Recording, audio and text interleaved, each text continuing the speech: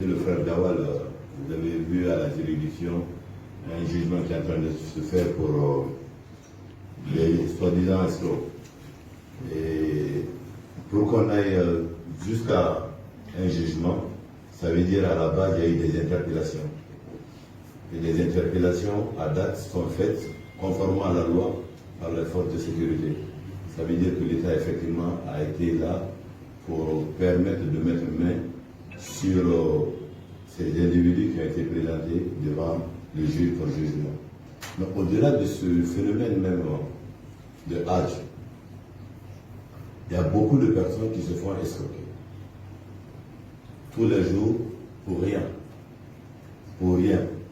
Parce que il y en a qui souhaiteraient peut-être pas faire la voie normale et bénéficier peut-être de la rapidité ou quelques largesses de ceci et de cela.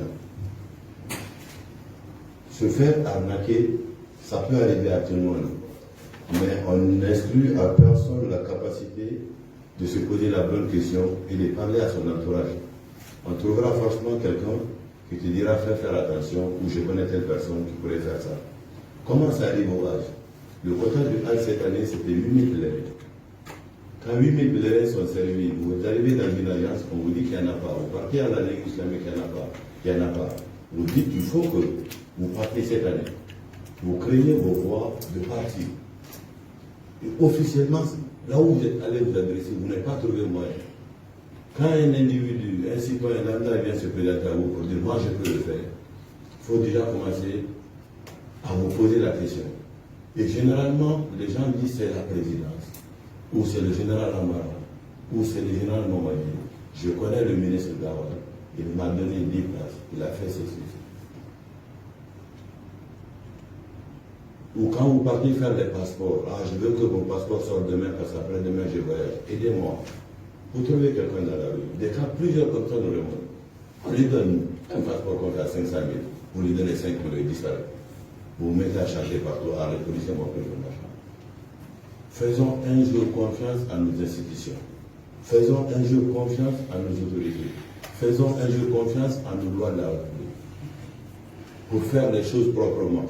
Toutes les fois qu'on essaiera de sortir par des chemins détournés, on s'expose à des risques d'escroquerie. C'est la première réflexion que chacun devrait poser. Vous restez sur votre téléphone, vous voyez un compte, quelqu'un vous envoie un message pour dire c'est le général Amara, c'est le ministre Dawa, c'est tel. Je suis à mesure de vous nommer ministre. Je suis à mesure. Un ministre, c'est longtemps sur les réseaux sociaux. Après, ça finit par vous dire il faut m'envoyer un Orange Money. Vous envoyez le Orange Money, vous avez fait un sacrifice. Vous aurez pu donner à votre famille à la maison. Vous vous retrouvez maintenant en train de chercher votre argent que vous avez perdu. C'est en ce moment qu'ils appellent l'oncle de Gawal, la femme d'État, pour dire il faut que vous m'aidiez, quelqu'un m'a escroqué au nom de votre fils. Ce fils-là n'est même pas au courant de ce qui se passe, alors que c'est les millions qui sont en train de te dire. C'est assez regrettable ce qui se passe. On parle de 30 cas, mais ce n'est pas 30 cas, c'est une centaine de cas.